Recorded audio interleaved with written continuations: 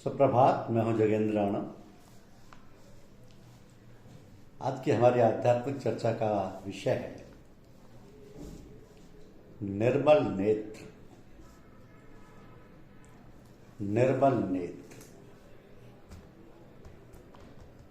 एक सन्यासी लेटा था वृक्ष के नीचे, नंगे बदन और आत्मानंद में मस्त। उस देश का राजा वहां से निकला। सन्यासी के तेजोमय चेहरे को देखकर वो प्रभावित हुआ। समीप आकर प्रणाम किया और पूछा, महाराज कोई सेवा हो तो बताएं। सन्यासी ने आंखें खोली। राजा को देखकर उसके चेहरे पर मुस्कुराहट फैल गई। बोला, क्या कर सकते हो मेरे लिए? राजा चौंका। रात से गर्व ने सर उठाया और वह बोल उठा, आप शायद जानते नहीं मुझे। मैं इस देश का राजा हूं। आपके आज्ञा देने भर की देर है। सन्यासी की मुस्कुराहट थोड़ी और बढ़ गई। बोला, अच्छा ये बात है। देखो, ये मक्खियां बहुत परेशान कर रही हैं मुझे। किसी तरह इनका मुझे परेशान करना बंद कर दो। राजा सन्नाटे में आ गया। सिर झुकाकर बोला, ये तो मैं नहीं कर सकता। लगभग ऐसी बात आजकल के युग में है। पिछले कई दशकों में भौतिकता के क्षेत्र में आश्चर्यजनक प्रगति हुई है। प्रकृति के कुछ रहस्यों का रहस्योद्घाटन हुआ है। मनुष्य ने अपनी सुख सुविधाओं में वृद्धि कर ली है। वैज्ञानिक दावा कर रहे हैं कि आने वाले वर्षों में प्रत्येक मनुष्य को उसकी आवश्यकता की वस्तुएं उपलब्ध करा दी जाएंगी। मनुष्य को रोगों से छुटकारा दिलाया जा सकेगा और मृत्यु पर विजय भी संभव है। तो साधारण मनुष्य कहता है, ठीक है, मैं मानता हूं कि तुमने आश्चर्यजनक भौतिक प्रगति की। तुमने मुझे भौतिक सुविधाओं से लाभ दिया है, परंतु मेरे जीवन में सुख के बीज नहीं बो सके। मेरे अतृप्त हृदय को तृप्ति नहीं प्रदान कर सके। मुझे कुछ और नहीं चाहिए। बस मेरे जीवन को सुखी, शांत व संतुष्ट बना दो। वैज्ञानिक व भौतिकवादी तब चुप हो जाते हैं। उनके स्वयं के जीवन ही अशांत है, दुखपूर्ण है। वो दूसरे को कैसे सुखी बना सकते? इससे पहले कि हम भौतिक प्रगति का असर अपने जीवन में महसूस करें, ये जानना आवश्यक है कि प्रगति कैसे होती है। भौतिक प्रगति का महत्व कौन से स्तंभों पर खड़ा है? प्रत्येक देश भौतिक को ही अपना लक्ष्य रखता है। जो देश प्रगति में आगे, वे आगे बने रहना चाहते हैं और जो पीछे हैं वो पिछड़ना नहीं चाहते। तो हर देश अपने को दूसरे देशों से तुलना करता है और उसके आधार पर अपनी नीतियां निर्धारित करता है। जो प्रगति का पहला स्तंभ है, स्पर्धा यानी कंपटीशन। प्रत्येक देश दूसरे से लड़ता है।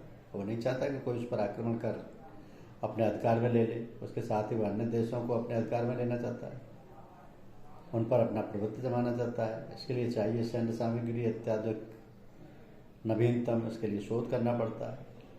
केवल अमेरिका में अरबों खरबों रुपये विश्वविद्यालयों, अनुसंधानों के, शोध संस्थानों के, नए नए मारक यंत्रों के निर्माण करने के लिए दिया जाता है। तो प्रगति का दूसरा स्तंभ है वैभवाधिकार की भावना। भौतिक प्रगति में वैज्ञानिकों का योगदान अग्रणीय है। यदि एक वैज्ञानिक से पूछा जाए कि यह शोध क्यों करता है, तो वो यही उत्तर देगा कि वैज्ञानिक शोध से प्रेम करता है और विज्ञान के माध्यम से सत्य से साक्षात्कार करना चाहता है। परंतु यदि उसके हृदय में झांका जाए तो मालूम चलेगा कि वह शोध अन्य कारणों से करता है। शोध उसके जीविकोपार्जन का साधन है। यदि वह नए नए आविष्कार ना करे तो उसे नौकरी से निकाल दिया जाएगा। वह शोध करता है ताकि वह वैज्ञानिक लेख लिख सके और वैज्ञानिक जगत में नाम कमा सके। वह इसलिए शोध करता है कि वह अपनी खोज के लिए नाम पाए, उसकी अपनी प्रगति हो। वह शोध प्रेम के कारण नहीं करता, बल्कि अपने स्वार्थपूर्ण उद्देश्यों की पूर्ति के लिए करता है। और जब खोज पूरी हो जाती है तो व्यापारिक फर्म उसे खरीद लेती है और उसका उत्पादन आरंभ हो जाता है। यदि उनसे पूछा जाए कि वो क्यों उत्पादन करती हैं, तो यही उत्तर निकलेगा कि वे समाज की सेवा के लिए, जनता की सुख सुविधा प्रदान करने के लिए उत्पादन करती हैं। परंतु यदि ध्यान से देखा जाए तो मालूम पड़ेगा कि वह लाभ के लिए उत्पादन करती हैं, वो अपने फर्म व संस्था को विकसित करने के लिए उत्पादन करती हैं। तो सिद्ध होता है कि भौतिक प्रगति के अन्य दो स्तंभ में स्वार्थ व अहमपूर्ण उद्देश्य है। तो भौतिक प्रगति का वृक्ष भय, स्वार्थ, अहम व स्पर्धा से पोषित किए जा रहे हैं, पोषित किया गया है। अतः वो मनुष्य को मधुर फल नहीं खिला पाया है। उन्हें खाकर मानव जाति कमजोर हो गई है, वह अनेक प्रकार के मानसिक रोगों से ग्रसित हो गई है। अब यह दावा कि भौतिक प्रगति ने मानव जीवन को अधिक सुविधापूर्ण बना दिया है, गलत है। आजकल घरेलू कार्यों के लिए नए नए उपकरण हैं, परंतु उन उपकरणों की खरीद और संभाल के खर्चे को पूरा करने के लिए गृहिणी को नौकरी करनी पड़ती है। अब आजकल यदि यातायात के तीव्रगामी साधन हैं तो दफ्तर भी दूर दूर है। यदि आजकल तनख्वाहें बढ़ी हैं तो आवश्यकताएं भी बढ़ी। यदि मनुष्य की सुविधाएं बड़ी होती तो उसकी व्यस्तता कम होनी चाहिए, परंतु मनुष्य दिन ब दिन अधिक व्यस्त होता जा रहा है। तो जैसे जैसे सुविधाएं बढ़ती जा रही हैं, उसी अनुपात में उसकी असुविधाएं भी बढ़ती जा रही। फलतः तो मनुष्य वहीं का वहीं है। भौतिक प्रगति मात्र एक छलावा है। भौतिक प्रगति इस कल्पना पर आधारित है कि मनुष्य साधन उपलब्ध करा उसके जीवन को सुखमय बनाया जा सकता है।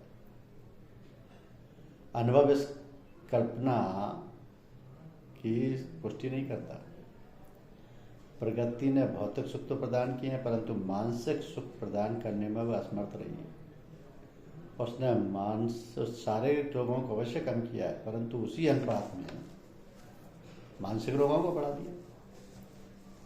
तो भौतिक प्रगति ने निश्चय ही दो शहरों अर्थात दो देशों के बीच की दूरी को कम कर दिया हो, परंतु उसने दो हृदयों के बीच की दूरी को बढ़ा दिया है। भौतिक साधनों पर मनुष्य की निर्भरता बढ़ती जा रही है। जीवन के हर क्षेत्र में इन साधनों का संचय करने की होड़ लगी है। हर व्यक्ति दूसरे से आगे निकलना चाहता है। भौतिक साधन सीमित हैं, अतः उन्हें पाने के लिए संघर्ष करना पड़ता है। फलतः मनुष्य का जीवन संघर्ष में हो गया है। मनुष्य शांति चाहता है। भौतिक प्रगति उसे शांति का पाने का प्रयास मात्र है। उसका यह प्रयास बुरी तरह सफल हुआ है, इसमें बिल्कुल संदेह नहीं। मनुष्य के जीवन को सुख व शांति प्रदान करने में एकमात्र समर्थता आध्यात्मिक प्रगति में। आध्यात्मिकता में भौतिकता से बहुत अंतर है। भौतिकवादी अपने से बाहर सुख खोजते हैं, आध्यात्मवादी अपने अंदर सुख खोजते हैं। भौतिकवादी क्षणभंगुर वस्तुओं के आकर्षण में फंस जाते हैं, आध्यात्मवादी शाश्वत सत्य को ढूंढते हैं। भौतिकवादी अपने छोटे से जीवन को ही सब कुछ समझते हुए उसे सुखी बनाने का प्रयास करते हैं। आध्यात्मवादी अपने जीवन को एक लंबी श्रृंखला की एक कड़ी समझते हुए आध्यात्मिकता पाने के लिए संघर्ष नहीं करना पड़ता, क्योंकि वो सभी का जन्म सिद्ध अधिकार है और सभी के लिए व्यक्तिगत स्तर पर करना पड़ता है। हाँ, पथ प्रदर्शक की सहायता अवश्य पड़ती है। तो समाज और संसार की ऐसी अवस्था में जहाँ भौतिक प्रगति के लिए होड़ लगी है, हमारा क्या कर्तव्य है जो आध्यात्मिक प्रगति के इच्छुक हैं? हम भौतिक प्रगति से दूर नहीं भाग सकते, क्योंकि हमें विश्व में ही रहना, परंतु हम आंतरिक तौर पर उसे नकार तो सकते हैं, उस पर अपनी निर्भरता तो त्याग ही सकते हैं। साथ ही हम विश्व को नहीं बदल सकते, वो तो सदैव की भांति टेढ़ी चालते ही चलेगा। हम केवल अपने आप को बदल सकते हैं, और ये कार्य भी आसान नहीं। इसके लिए भी बहुत अधिक सूझबूझ चाहिए, लगन चाहिए, सहायता चाहिए। फिर भी समाज के जिस जाल में हम फंसे हैं उनसे निकलने का प्रयत्न अवश्य करना। तो इस जाल से निकलना आसान नहीं हो, परंतु यदि हमें इस जाल का एक तार भी तोड़ सके तो अन्य तारों को तोड़ना आसान हो जाएगा। पथ कितना ही लंबा हो, उसका आरंभ प्रथम कदम से ही होता है, और यदि ये कदम सही दिशा में रखा गया तो प्रथम कदम ही अंतिम कदम बन जाता है। एक उदाहरण लीजिए कि रामचरितमानस का यदि इतना ही अभिप्राय आंका जाए कि महाराजा दशरथ के सुपुत्र श्री रामचंद्र जी का जीवन चरित्र है, तो हमारी मानसिक संकीर्णता हो। मनुष्य का अर्थ मनुष्य और मन दोनों ही है, क्योंकि दोनों का चोली दामन का साथ है। तो मनुष्य की संज्ञा मन के बिना और मन की संज्ञा मनुष्य के अभाव में सार्थक नहीं हो सकती।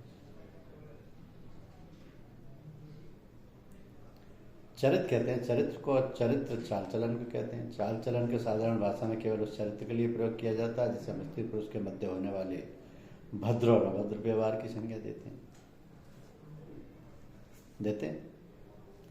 तो उस प्रकार रामचरितमानस का संक्षिप्त भाव है कि मनुष्य के मन में राम का क्या चरित्र है, क्या व्यवहार है, क्या रूप है। सब में रमे हुए श्री राम का जो भी क्रियाकलाप मनुष्य के अंतःकरण में प्रतिभाषित होता है उसे ही रामचरितमानस की संज्ञा दी गई है।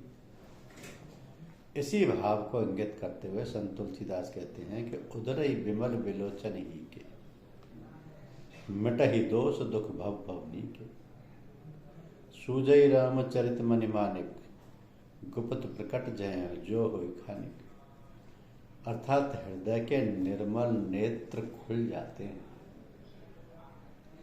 हृदय के निर्मल नेत्र खुल जाते हैं, संसार रूपी रात्रि के दोष व दुख मिट जाते हैं तथा राम के चरित्र रूपी मणि माणिक आदि अमूल्य रत्नों से भरी गुप्त खान प्रकट हो जाती है। मनुष्य के हृदय में उस राम की लीला का दर्शन होता है जो सब में रमा हुआ है, और सब में रमा होने के कारण उसे राम कहा जाता है।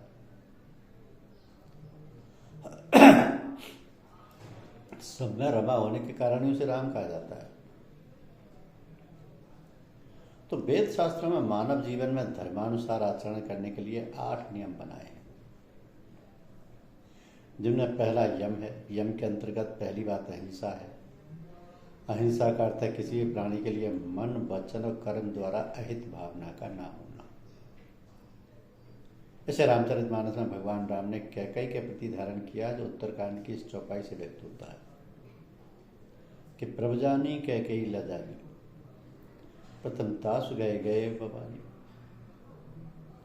प्रभुजानी कैकेयी लजानी, प्रथम तासु गए गए भवानी।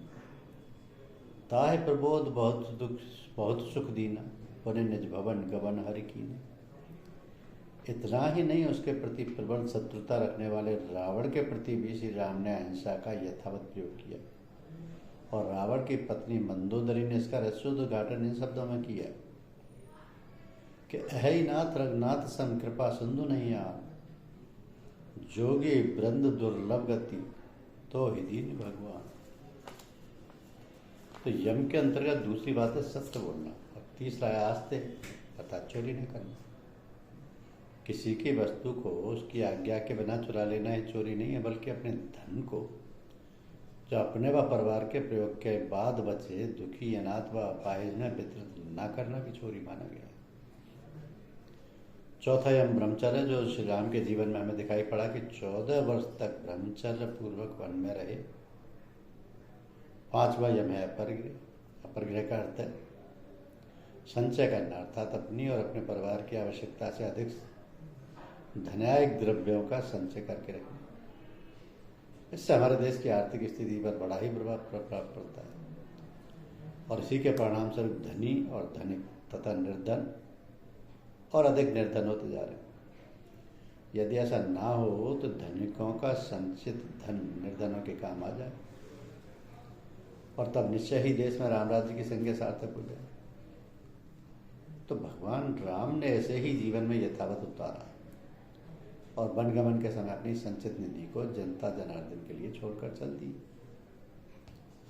उन्हीं के अनुसरण भरत ने नंदीग्राम में झोंपड़ी में रहकर किया। तो इसी प्रकार 5 नियम शौच, संतोष, तप, स्वाध्याय और ईश्वर प्राणिधान को मन, वचन व कर्म द्वारा धारण करना धर्म के अंतर्गत आ जाता है। इसी प्रकार प्राणायाम, प्रत्याहार, धारणा, ध्यान और समाधि का यथावत पालन करने का संकेत हमें रामचरितमानस का स्वाध्याय से मिलता है।